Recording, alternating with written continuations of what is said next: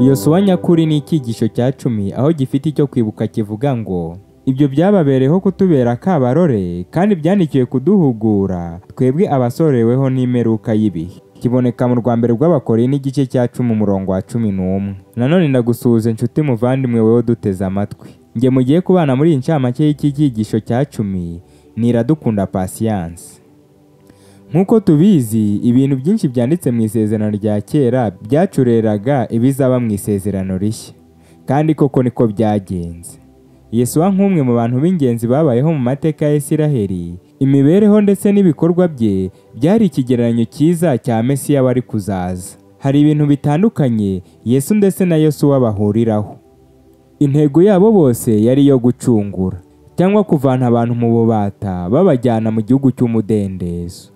Yosuwa yayoboye Abisiraheli bo mu buryo bugaragara, ariko Yesu we ayobora Abisiraheli bo mu buryo bw'umwuka. Yosuwa yavanaga Abisiraheli mu bubata bwa Misiri abajyana mu gihugu cy'i Kanani aho bari kubonera umudendezo. Yesu nawe atuvana mu bubata bw'icyaha atujyana mu ijuru aho tuzabona umudendezo w'iteka ryose. Yosuwa yari umugaba mukuru w'ingabo za Isiraheli, na Yesu ni umugaba mukuru w'ingabo zose zitacumuye. Yosuwa ntiyigeze arwana cyangwa ngo agire umururumba wo gushaka gakondo, ahubwo yaritanze areka abandi bose babona gakondo maze aragwiye nyuma. Na Yesu nuko byagenze, yiyambuye byose kugira ngo abana b'abantu babone gakondo, kugira ngo ubwo tuzagira mu ijuru tuzakomeze guhimbaza izina rye. Yosuwa icyo yashishikariraga no gushyira mu bikorwa amategeko yose y'ijuru ku kiguzi ndetse n'igiciro cyose byamusaba. Na Yesu Kristo niko yabigenjeje, yashyize mu bikorwa amategeko yose y'ijuru ku giciro cyose byamusabaga.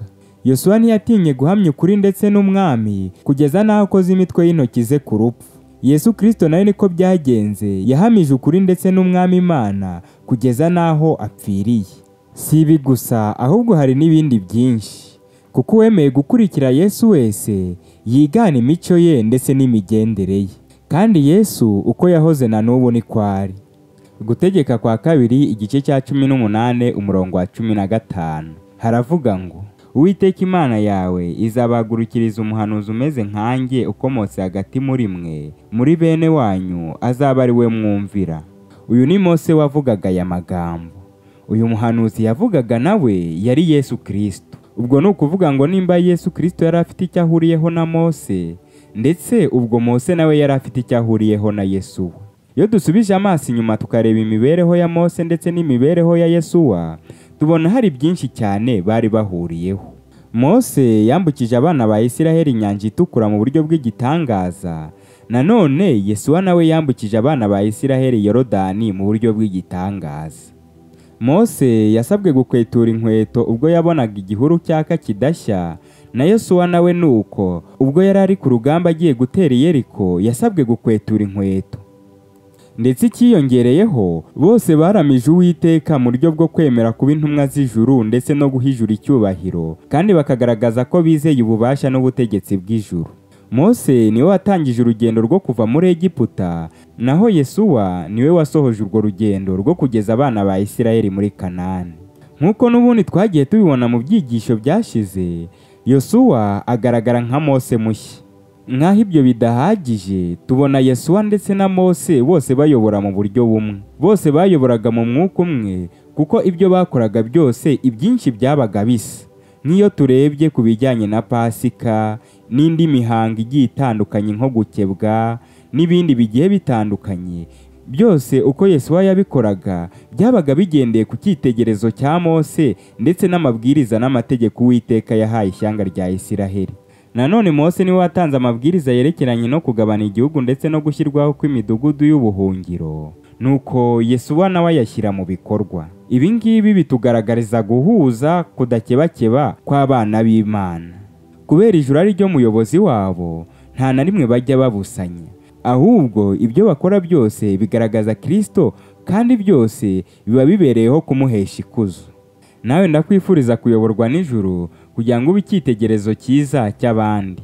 Nk'uko n'ubundi twakomeje tubibona, imibereho ya Mose ndetse n'iya Yesuwa yahindutse ikigereranyo cya Mesiya wagombaga kuzaza, ari we Yesu. Kuko Yesuwa yashushanyaga ari we Yesu Kristo yamaze kuza, natwe muri iyi minsi iyo tubayeho imibereho myiza imuhamya, ntabwo tuba tukimushushanya. Icyo tuba dukora ni uko tuba tugaragariza abandi Yesu Kristo waje, tukabagaragariza urukundo ndetse n'ineza ye, maze nabo bagahera ko bakamuhindukirira. Iyo tuvuze izina Yesuwa, abenshi duhita twumva umurwanyi ndetse uhanganye uri ku rugamba arwana ashimikiriye. Ibyo nanone bihita bitugarura ku ishusho y'urugamba natwe turimo turarwana uyu munsi. Abefesi igice cya 6 umurongo wa 10, umutwe waho uravuga ngo uburyo bwo gutwara intwaro z'Imana. Ibisigaye mukomerere mu mwami no mu mbaraga z'ubushobozi bwe bwinshi. Mwambara intwaro zose z'Imana kugira ngo mubashe guhagarara mudatsinzwe n'uburiganya bwa Satani. Nk'uko Yesu yarwanyije abangaga yuko binjira mu gihugu cy'isezerano, niko natwe dukwiye kurwanya icyaha gishaka ko tutinjira mu gihugu cy'isezerano.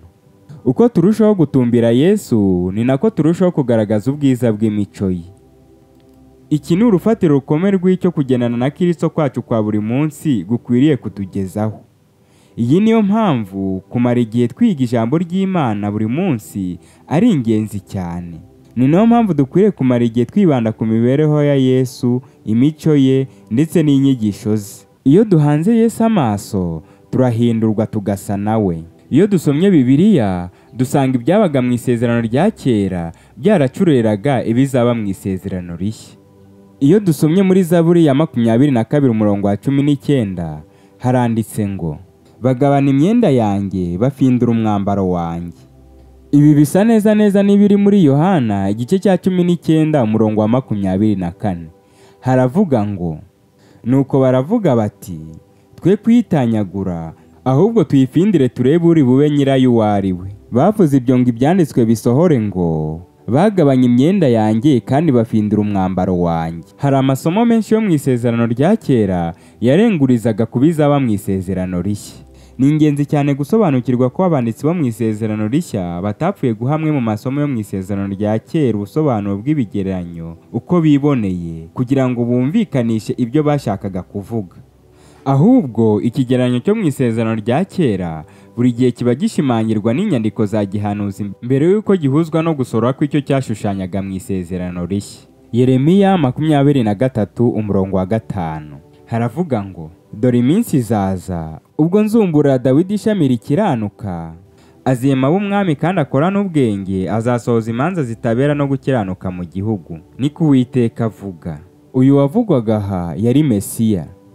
Abanditsi b'isezerano rishya bakoresheje isezerano rya kera kugira ngo bagaragaze ukuri kwariho.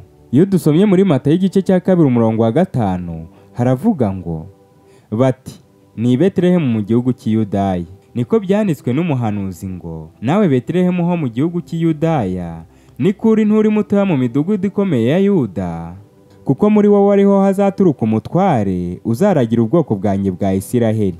Uyu muhanuzi Matayo yavugaga hano yari Mika, kuko iyo dusomye muri Mika igice cya 5 umurongo wa 1 haravuga ngo ariko wowe Betelehemu Efurata uri mutoya mu bihugu by'i Buyuda, muri wowe niho hazavamo uzaba umwami wa Isiraheli akansanga.